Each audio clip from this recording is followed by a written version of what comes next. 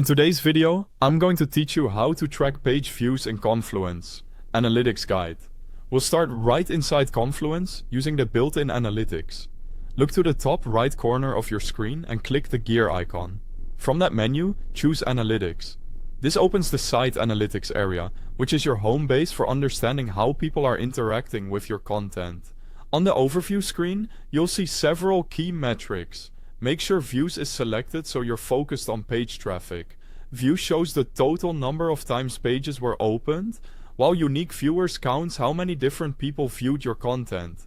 You'll also see Updated, which reflects page edits, Created for new pages added, and Searches, which represents the number of searches performed.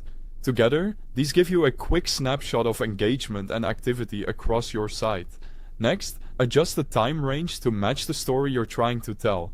In the top right filters, you can switch between 7 days, 1 month, 3 months, year to date, or set a custom date range. Short windows are great for spotting spikes after a launch, while longer ranges help you confirm trends and seasonality.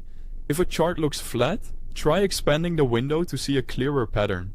Quick note while we're here, if you need direct access, there's a link to Confluence at the very top of the description so you can open analytics right away.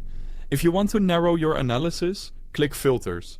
You can filter by space to zero in on a specific theme or project, by content type to focus on pages or other items, and by a specific date range for a targeted review period. This is especially helpful when you're reporting for a single department, or you're evaluating the performance of a specific documentation set after an update.